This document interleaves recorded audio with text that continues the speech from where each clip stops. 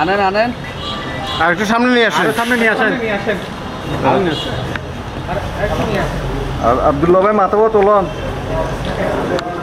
RAB 15 কর্তৃক আয়োজিত আজকের এই সংবাদ সম্মেলনে আপনাদেরকে আমি জানাই, সকলকে স্বাগত জানাচ্ছি। আপনারা সকলেই জানেন র্যাপিড অ্যাকশন ব্যাটালিয়ন তার প্রতিষ্ঠা লগ্ন থেকেই দেশের অপরাধ নির্মূলে উল্লেখযোগ্য অবদান রেখে আসছে। গণপ্রজাতন্ত্রী বাংলাদেশ সরকারের মাননীয় প্রধানমন্ত্রী জননেত্রী শেখ হাসিনার নির্দেশিত মাদকের বিরুদ্ধে জিরো টলারেন্স নীতি বাস্তবায়নে র্যাপিড অ্যাকশন ব্যাটালিয়ন বদ্ধপরিকর। এছাড়াও মাদকের পাশাপাশি অপহরণ, খুন, ডাকাত ও ছিনতাই সহ সমাজে নানাবিধ বিরাজমান অপরাধ নির্মূলে র্যাব 15 আন্তরিকতার সহিত নিরলসভাবে কাজ করে যাচ্ছে। আপনারা জানেন আমাদের পার্শ্ববর্তী দেশ থেকে টেকনাফের সীমান্ত হয়ে কতিপয় মাদক ব্যবসায়ের সঙ্গে জড়িত বিভিন্ন চক্র এই বড় সমুদ্রে চালান হয়ে সমুদ্র পথে এবং টেকনাফের নাফ নদী হয়ে বিভিন্ন অভিনব পন্থায় মাদক দেশের বিভিন্ন অঞ্চলে মাদক সরবরাহে বিভিন্ন প্রকার অভিনবভাবে তারা মাদক সরবরাহ করছে, যার ফলে এই ইয়াবা দেশের বিভিন্ন অঞ্চলে ছড়িয়ে পড়ছে। এতে করে আমাদের যুব সমাজ মাদকাসক্ত হয়ে নানাবিধ অপরাধের সাথে জড়িয়ে পড়েছে। দেশব্যাপী মাদকের বিস্তার রোধে র্যাব 15 কর্তৃক দায়িত্বাধীন এলাকার বিভিন্ন স্থানে গোয়েন্দা নজরদারি এবং বিভিন্ন প্রকার আভিযানিক কার্যক্রম সবসময় চলমান থাকে, যার ফলশ্রুতিতে র্যাব 15 তার প্রতিষ্ঠা লগ্ন থেকে এ যাবৎকালে সর্বমোট 3,92,58,543 পিস ইয়াবা উদ্ধারে সক্ষম হয়েছে। র্যাবের ক্রমাগত এই মাদক বিরোধী অভিযানের কারণে মাদকের সিন্ডিকেটের যে বড় বড় ব্যবসায়ীরা তারা গ্রেফতার হওয়ার ফলে তাদের কাছ থেকে বিপুল পরিমাণ ইয়াবা উদ্ধার করা হয়েছে, যার ফলশ্রুতিতে বিগত বেশ কিছু মাস যাবৎ ইয়াবার চালান এবং ইয়াবার সরবরাহ ব্যাপক হারে হ্রাস পেয়েছে। তাছাড়াও আপনারা সকলেই জানেন সীমান্তবর্তী দেশের চলমান গৃহযুদ্ধের ফলে লাস্ট বেশ কিছুদিন যাবৎ আমাদের দেশে ইয়াবার যে বড় বড় চালান যেগুলো অনুপ্রবেশ করত তা বেশ ব্যাপক হারে হ্রাস পেয়েছিল। ইতিমধ্যে যুদ্ধ অবস্থা কিছুটা স্থিমিত হওয়ার কারণে পুনরায় যে বড় বড় মাদকের যে গডফাদাররা রয়েছে তারা আবারও মাথাচাড়া দিয়ে উঠেছে এবং তারা পুনরায় বড় বড় মাদকের চালান বিশেষ করে ইয়াবা এবং আইস আমাদের বাংলাদেশের অভ্যন্তরে অনুপ্রবেশের জন্য চেষ্টা চালিয়ে যাচ্ছে, যার ফলশ্রুতিতে আমাদের র্যাবের গোয়েন্দা কার্যক্রম পুনরায় ব্যাপক হারে আমরা বৃদ্ধি করেছি। এরই ধারাবাহিকতায় র্যাব 15 একটি চৌকস আভিযানিক দল গোপন তথ্যের ভিত্তিতে জানতে পারে যে টেকনাফ থেকে মেরিন ড্রাইভ হয়ে টেকনাফের একজন কুখ্যাত মাদক কারবারি যার নাম আব্দুল মোমেন, সে তার মাদক সিন্ডিকেটের আরও বেশ কিছু সদস্য সহ টেকনাফ থেকে মেরিন ড্রাইভ রোড হয়ে কক্সবাজারের উদ্দেশ্যে বেশ বড় একটি ইয়াবার চালান নিয়ে যাত্রা করেছে, যার ফলশ্রুতিতে অদ্য রাত 2:10 ঘটিকায় আমাদের এই চৌকস আভিযানিক দলটি টেকনাফ কক্সবাজার মেরিন ড্রাইভের জালিয়াপালং ইউনিয়নের পাটুয়ারটেক এলাকাতে একটি টেম্পোরারি চেকপোস্ট স্থাপন করে এবং এই চেকপোস্ট স্থাপনের পরে মাদক তল্লাশি অভিযান শুরু করে। এই অভিযান চলাকালীন এক পর্যায়ে উক্ত যে মাদক কারবারি আব্দুল আমিনের যে বিলাসবহুল যে জিপটি, সেই জিপটি আমাদের এই আভিযানিক দলকে এবং আভিযানিক দল কর্তৃক স্থাপিত চেকপোস্টটি ক্রস করে এবং ক্রস করার সময় তাকে সেই গাড়িটিকে ইশারা দিয়ে আমাদের সিগন্যাল দিয়ে দাঁড় করানোর চেষ্টা করা হয়, কিন্তু উক্ত গাড়িটা আমাদের সিগন্যাল অমান্য করে আমাদের এই চৌকিকে পার হয়ে যাওয়ার চেষ্টাকালে আমাদের এই আভিযানিক দল কর্তৃক ওই এসইউভি গাড়িটি আটকানো হয়। পরবর্তীতে এই গাড়িতে থাকা ব্যক্তিবর্গদের আচরণ সন্দেহজনক হওয়ায় তাদেরকে আমরা প্রাথমিকভাবে জিজ্ঞাসাবাদ করি এবং সেখানে আমরা যে কুখ্যাত মাদক কারবারি আব্দুল আমিনকে আমরা শনাক্ত করতে সক্ষম হই।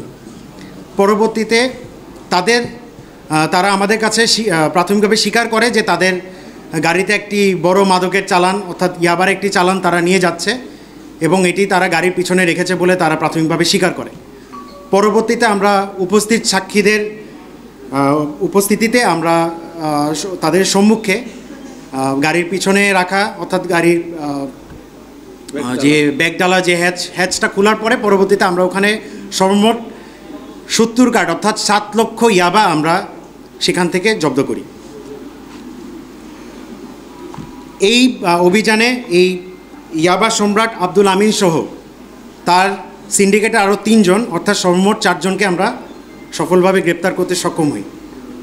গ্রেপ্তারকৃতদের পরিচয় হচ্ছে আব্দুল আমিন, যার পিতা হাজি মোহাম্মদ আলী, মোহাম্মদ আবদুল্লাহ পিতা আবু সৈয়দ, নুরুল আফসার পিতা মৃত মোহাম্মদ কাশেম এবং জাফর আলম পিতা মৃত দিল মোহাম্মদ। উল্লেখ্য যে এরা প্রত্যেকেই টেকনাফের পৌরসভারই সদস্য এবং তাদের প্রত্যেকের ঠিকানা ওখানেই এবং তাদের সবাই ডেইলপাড়া এবং গোদারবিল এলাকার বাসিন্দা এবং প্রত্যেকে 6 নম্বর ওয়ার্ডের বাসিন্দা। প্রাথমিক জিজ্ঞাসাবাদে গ্রেপ্তারকৃত আব্দুল আমিন কুখ্যাত মাদক ব্যবসায়ী ও ইয়াবা সম্রাট হিসেবে সে পরিচিত, যে ইয়াবার একটি বড় সিন্ডিকেটকে নেতৃত্ব দেয়। সে তার প্রাথমিক জীবনে একজন মুদি ব্যবসায়ী ছিল এবং গরুর হাটে ইজারাদার হিসেবে সে তার ব্যবসায়িক জীবন শুরু করে।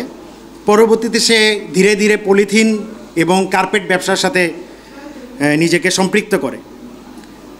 পরবর্তীতে সে লোভের বশবর্তী হয়ে এই ব্যবসার আড়ালে সে ধীরে ধীরে ইয়াবার ব্যবসা শুরু করে এবং মিয়ানমারে একজন কুখ্যাত একজন মাদক কারবারি আছে, যার হাত ধরে আমাদের দেশে প্রায়শই ইয়াবার চালান প্রবেশের চেষ্টা হয়, তো বারমাইয়া সিরাজ। এই বারমাইয়া সিরাজের সাথে সম্পৃক্ত হয়ে সে আমাদের দেশে ইয়াবার বড় বড় চালান অনুপ্রবেশের জন্য সর্বদাই সক্রিয় থাকে। উক্ত যে চালানটি আমরা তাদেরকে গ্রেফতার করেছি এবং জব্দ করেছি, এই চালানটি সে প্রাথমিক জিজ্ঞাসাবাদে জানায় যে কক্সবাজারের টেকনাফ থেকে কক্সবাজার এনে কক্সবাজার কেন্দ্রিক বেশ কিছু সিন্ডিকেটের মাধ্যমে চট্টগ্রাম, ঢাকা, গাজীপুর সহ দেশের বিভিন্ন অঞ্চলে সরবরাহের জন্য তারা এই চালানটি টেকনাফ থেকে কক্সবাজারে নিয়ে আসছিল। এই গডফাদার আব্দুল আমিনের বিরুদ্ধে অলরেডি 11টি মাদক দ্রব্য নিয়ন্ত্রণ আইনে রুজুকৃত মামলা চলমান আছে, যা টেকনাফে, কক্সবাজার সদরে এবং এছাড়াও চট্টগ্রামের কোতোয়ালি থানাতেও রয়েছে। গ্রেফতারকৃত অপর আসামি মোহাম্মদ আবদুল্লাহ, উনিও একজন ব্যবসায়ী, যে আব্দুল আমিনের ভাগ্নে। সেও দীর্ঘদিন ধরে অবৈধভাবে পার্শ্ববর্তী দেশ থেকে গরু চোরাচালানের সঙ্গে জড়িত এবং ক্রমান্বয়ে এটিকে তার পারিবারিক ব্যবসায় রূপান্তরিত করেছে। পাশাপাশি সেও বারমাইয়া সিরাজের সাথে সম্পৃক্ত হয়ে ধীরে ধীরে সেও একজন ব্যবসায়িক ইয়াবার ব্যবসার সাথে জড়িত হয়ে বড় ব্যবসায়ী হিসেবে পরিণত হচ্ছিল। তার বিরুদ্ধে মাদকদ্রব্য নিয়ন্ত্রণ আইনে সর্বমোট 2টি মামলা এখন পর্যন্ত আমরা তথ্য পেয়েছি। গ্রেফতারকৃত আব্দুল আমিন সম্পর্কে আবদুল্লাহর মামা, সে প্রথমে মুদি ব্যবসা এবং বিভিন্ন গরুর হাটে ইজারাদারি করত এবং পরবর্তীতে পলিথিন এবং কার্পেট ব্যবসার সাথে জড়িত হয়, যা অলরেডি আপনাদেরকে আমি বলেছি। গ্রেফতারকৃত নুরুল আফসার সম্পর্কে যদি বলি, তিনি হচ্ছে আবদুল্লাহর ভগ্নিপতি, তিনিও একজন আসামি এবং তিনি মাদক বহনে তিনি ছিলেন অন্যতম সহযোগী। গ্রেফতারকৃত আব্দুল আমিন ও আবদুল্লাহর নির্দেশে তিনি বাংলাদেশের বিভিন্ন অঞ্চলে ইয়াবার সরবরাহেও সে গুরুত্বপূর্ণ ভূমিকা পালন করে আসছে। তার বিরুদ্ধে মাদক দ্রব্য নিয়ন্ত্রণ আইনে একটি মামলা অলরেডি আমরা তথ্য পেয়েছি। আর গ্রেফতারকৃত সর্বশেষ যে আসামি জাফর আলম, তিনি মূলত আব্দুল আমিন এবং আবদুল্লাহর সিন্ডিকেটের তথ্য সরবরাহকারী হিসেবে কাজ করে। অর্থাৎ তার কাজ হলো যখন এই বড় বড় চালানগুলো নিয়ে তারা নৌকা থেকে সড়ক পথে বা নৌপথে যখন তারা কক্সবাজার বা চট্টগ্রামে বিভিন্ন এলাকায় যখন তারা সরবরাহ করে, তখন সে প্রশাসনের বিভিন্ন গতিবিধি অর্থাৎ আমাদের র্যাব, পুলিশ, বিজিবি এদের গতিবিধি লক্ষ্য করে এবং এই প্রশাসন সংক্রান্ত যে তথ্যগুলো সে সরবরাহ করে এবং তার সরবরাহকৃত তথ্যের ভিত্তিতে এই চালানগুলো আমাদের কক্সবাজার হয়ে দেশের বিভিন্ন জায়গায় সরবরাহ হয়। এই গ্রেফতারকৃত জাফর আলমের বিরুদ্ধে মাদক দ্রব্য নিয়ন্ত্রণ আইনে কোনো মামলা পাওয়া যায়নি, তবে তার নারী ও শিশু নির্যাতন দমন আইনে 2টি মামলা আমরা পেয়েছি এখন পর্যন্ত আমরা আমাদের সিডিএমএ সার্চ করে। গ্রেফতারকৃত যে আসামি তাদের বিরুদ্ধে মাদকদ্রব্য নিয়ন্ত্রণ আইনে আইনানুগ কার্যক্রম প্রক্রিয়াধীন রয়েছে। আমাদের যে 7 লক্ষ পিস ইয়াবা যেটা আমরা যে জব্দ করেছি, এটার আনুমানিক মূল্য এটা অলমোস্ট 3 কোটি প্লাস, যেটা আমরা এখন পর্যন্ত ধারণা করছি। আচ্ছা, এখানে যে স্টিকারের কথা বলছেন, আপনারা জানেন এরকম অনেক সময় মাদক কারবারিরা এ ধরনের বিভিন্ন প্রকার স্টিকার এবং অনেক সময় পুলিশের স্টিকার দিয়েও তারা বিভিন্ন সময় বিভিন্ন এলাকায় তারা মাদক সরবরাহ করে। যেহেতু গাড়িটি একটি এসইউভি গাড়ি এবং আপনারা গাড়িটি ইতিমধ্যে দেখেছেন, এটি দেখতে কিন্তু বেশ প্রশাসনের গাড়ির সাথে কিন্তু মিলে, যেহেতু এটা একটি পাজেরো গাড়ি। তো যার কারণে এটাতে যে কোনো প্রকার একটি স্টিকার, প্রশাসনের স্টিকার যদি লাগিয়ে নিয়ে যায়, এটা কিন্তু প্রাথমিকভাবে যদি নির্দিষ্ট কোনো তথ্য আমাদের কাছে না থাকে, এটা কিন্তু আইডেন্টিফাই করা কিন্তু বেশ কষ্ট যে এটা আসলেই কি একটি সিভিল গাড়ি নাকি এটা একটি প্রশাসনের গাড়ি।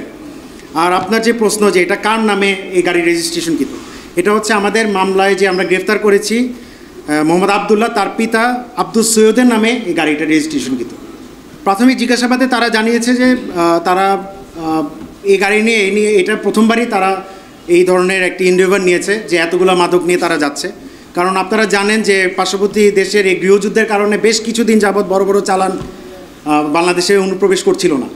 ইতিমধ্যে আপনারা দেখছেন এই 7 লক্ষ পিস ইয়াবা আমরা গ্রেফতারের এর আগে আমরা বেশ কিছু ইয়াবা লাস্ট 15-20 দিনের মধ্যে আমরা মানে উদ্ধার করতে সক্ষম হয়েছি। তো এটা হচ্ছে এ যাবৎকালের সবচেয়ে বড় চালান, যার কারণে আপনাদেরকে এখানে বেসিক্যালি আমরা ইনভাইট করেছি। এছাড়াও আমরা কিন্তু এই অভিযান কিন্তু চলমান রয়েছে। তো যখন এই অনুপ্রবেশ যখন শুরু হয়েছে, তখন অটোমেটিক্যালি তখন তারা এই সড়ক পথে আনার এই সাহসটি করেছে, দুঃসাহসিকতাটা দেখিয়েছে। স্পেসিফিকলি শনাক্ত করার যে বিষয়টি, সেটা আমাদের পরবর্তীতে আইনি কার্যক্রম যখন শুরু হবে, গভীরতম যখন তদন্ত কার্যক্রম শুরু হবে, তখন আমরা বিষয়টি জানতে পারব। এখন পর্যন্ত প্রাথমিক জিজ্ঞাসাবাদে যা যা আমরা জানতে পেরেছি তা অলরেডি আপনাদেরকে আমরা জানিয়েছি। প্রাথমিক জিজ্ঞাসাবাদে আপনাকে বললাম যে তারা যে মাদক কারবারির সাথে জড়িত, অর্থাৎ বারমাইয়া সিরাজ, তার সাথে হচ্ছে তাদের বেসিক্যালি সম্পৃক্ততা।